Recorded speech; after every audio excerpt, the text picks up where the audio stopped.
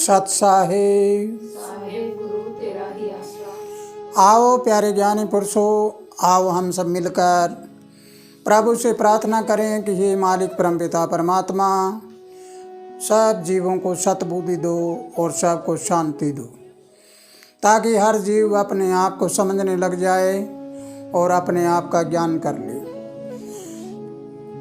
तो पिछली वीडियो में हमने सुना जाति के बारे में, अंतर जातीय शादियाँ करनी चाहिए या नहीं। अब आप जानोगे कि 4 वर्ण होते हैं, चारों वर्णों में 2 भाग होते हैं, एक ऊपर होता है, एक नीचे होता है। तो अब हम जब वर्णों का जिक्र करते हैं तो वर्णों से पहले हम जानेंगे ये जातिवाद, ये वर्ण भी जातिवाद में आज शामिल हो चुका है। अब लीजिए ब्राह्मण।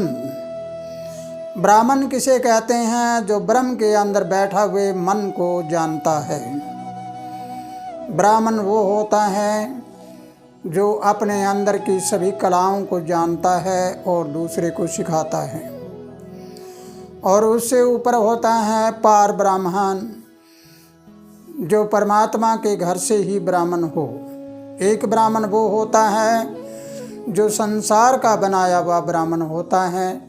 संसार में आने के बाद जनेऊ डाला, तिलक लगाया, चंदन लगाया या गले में तौलिया डाला और वो ब्राह्मण बनाया जाता है। जैसे ब्राह्मण का जन्म पक्षी की तरह होता है, जैसे पक्षी का पहले अंडा होता है, फिर उससे वो बच्चा जन्मता है। इसी प्रकार जन्म के बाद ब्राह्मण की माला डालना या उसमें जनेऊ डालना या उसके विधि विधान करना, वो करके उसको ब्राह्मण बनाया जाता है। लेकिन पार ब्राह्मण जो होता है, जो पराब्राह्मण होता है यानी पार ब्रह्म होता है, उस ब्राह्मण के न गले में जनेऊ होती न माला डालेगा, वो सीधा अपना ज्ञान देने के लिए आता है। अब दोनों में अंतर क्या है? संसार वाला ब्राह्मण तो ये रखेगा, अपने यजमानों को देखेगा कि वो यजमान इतनी सेवा करेगा, वो इतनी सेवा करेगा और वहाँ से इतने पैसे आएंगे, वहाँ से इतने पैसे आएंगे। वो अपना परिवार उन पैसों से, उस आमदनी से चलाता है और अपने आने वाले वंश को भी वही बात सिखाता है कि आप भी ऐसे करते रहना। आप देखें पार ब्राह्मण को, पार ब्राह्मण जो होते हैं वो पराशक्ति के द्वारा आते हैं और वहाँ से आकर उनको संसार में किसी से मांगने की ज़रूरत नहीं होती। वो किसी के आगे ये नहीं कहता कि आपको ये देना है, ये ऐसा लेना है, ऐसे करना, वो नहीं करता। वो केवल ज्ञान देने के लिए आता है। इस प्रकार संसार, ये है संसार, और एक ये है निराकार।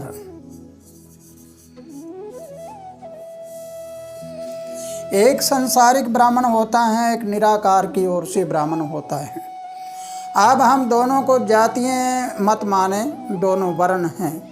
इस वर्ण में क्या हो रहा है, इस वर्ण में क्या हो रहा है।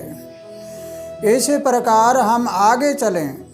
ब्राह्मण को हम सर्वश्रेष्ठ जाति मानते हैं, लेकिन सर्वश्रेष्ठ जाति वो होती है जो पार ब्राह्मण होते हैं, परम ब्राह्मण होते हैं, जो परमात्मा के द्वारा भेजे गए ब्राह्मण होते हैं। आगे चलकर दूसरा वर्ण होता है वैश्य। ये है वैश्य। वैश्य के बारे में आपको बताया था कि वो उत्पादन करता है, कोई वस्तु पैदा करता है और पैदा करके सबके लिए खाने पीने का बंदोबस्त करता है। चाहे वो व्यापार करे, चाहे खेती बाड़ी करे, चाहे दुकानदारी करे, कुछ भी करे, वो सब कुछ करके और प्रबंध करता रहता है। आप सोचिए, अगर ब्राह्मण को ये वैश्य कुछ ना दे तो क्या होगा? वैसे अगर किसी को कुछ ही ना दे तो फिर क्या होगा? तो सबसे बड़ा कौन हुआ? बड़ा वैश्य होता है। वैसे समाज जो अपनी मेहनत करके और अपनी मेहनत के द्वारा इन तीनों वर्णों का प्रबंध करते हैं, वो वैश्य समाज पालन पोषण करने वाला होता है, वो विष्णु के बराबर होता है, वो हमारे हृदय के बराबर होता है। अब हम चलते हैं, वैश्य भी दो प्रकार के होते हैं, एक संसारिक होता है और एक निराकारिक होता है। निराकारिक जो होता है वो अपनी मेहनत लगन से जो कार्य करता है, उस कार्य करके वो अपना सेवा भाव रखता है और पुण्य कर्म में ज़्यादा से ज़्यादा वो सेवा में लगाता रहता है और अपना भी काम चलाता है और दूसरों का भी चलाता है। और संसार वाला वैश्य जो होता है वो वैसे हर समय ये रहता है, उससे ये ले लिया, उससे ये ले लिया, उसका कुछ ये लिख दिया, उसका ये लिख दिया। इस प्रकार यानी एक वणजारा होता है, एक वणज करने वाला होता है और एक सेठ के रूप में होता है। सेठ के रूप में होता है वो वैश्य हमेशा अपने बाजार भाव से कोई चीज़ खरीदा और उसको आगे बेचा, उत्पादन किया है, जिसमें उसका उत्पादन का कुछ हुआ उतना ही लेकर आगे चलता है, वो हेरा फेरी नहीं करता। इस प्रकार ये निराकारी वैश्य ये इंसान का पालन पोषण करता है, वो ऊपर से यानी परमात्मा के घर से पार वैश्य होता है। वो सबको बताता है कि आप ऐसे से कार्य करो और ऐसे कार्य करने से आपका कार्यक्रम आगे बढ़ता जाएगा। इस प्रकार तीसरा वर्ण जो है वो है क्षत्रिय। क्षत्रिय भी दो प्रकार के होते हैं। एक क्षत्रिय वो होता है जो पार क्षत्रिय होता है, एक क्षत्रिय होता है संसारिक। पार क्षत्रिय जो होते हैं जैसे विक्रमादित्य हुए, विक्रमादित्य के राज में कोई इंसान दुखी नहीं हुआ। जब राजा को कोई ऐसे नज़र आता कि वहाँ पर वो इंसान दुखी है तो वो चल के जाता और जाकर उसके दुखों का निवारण करता। और संसार वाला क्षत्रिय है वो देखता है कि मेरा राज कायम रहे, मुझे किसी से कोई लेना देना नहीं, दुखी हो सुखी हो इसका कोई मतलब नहीं। कहने का भावार्थ जो क्षत्रिय पार क्षत्रिय होते हैं उनके पास राज धर्म होता है, पार वैश्य होता है उनके पास, पार वैश्य के पास अपना वैश्य धर्म होता है और पार ब्राह्मण होता है उसके पास पार धर्म होता है, अर्थात वो अपने नेक नीति और धर्म के ऊपर कायम रहता है, प्राकृतिक नियम पर कायम रहता है। अब तीसरा वर्ण आ गया शूद्र। प्यारे ज्ञानी पुरुषों, शूद्र कोई जाति नहीं। शूद्र भी दो प्रकार के होते हैं। एक शूद्र तो वो होता है जो संसारिक है। संसारिक शूद्र तो वो होता है दीवार को कह दे और उसको कह दे बराबर होता है।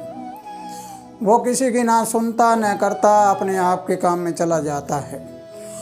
और पार शूद्र वो होता है कि सब कुछ होते हुए भी वो जन सेवा करता है, कहीं पर कोई भी सेवा मिल जाए वो सेवा करता है।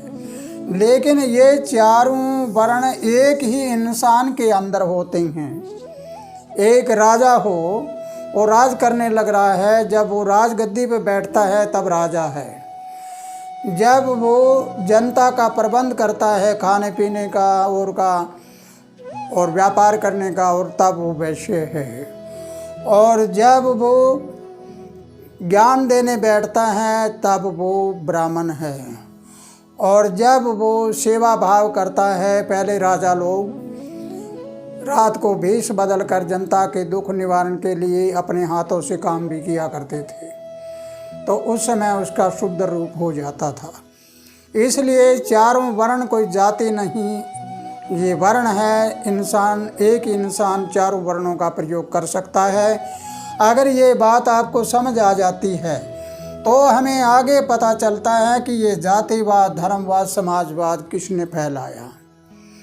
ये उन लोगों ने फैलाया जिन लोगों ने अपने समाज के ऊपर राज करना होता है, वो अपनी ऐश अमीरी के लिए उन लोगों को जाति के बारे में बांध दिया कि आपकी ये जाति है और मैं आपका प्रमुख हूँ। इस प्रकार ये जातिवाद, धर्मवाद व समाजवाद फैलता गया।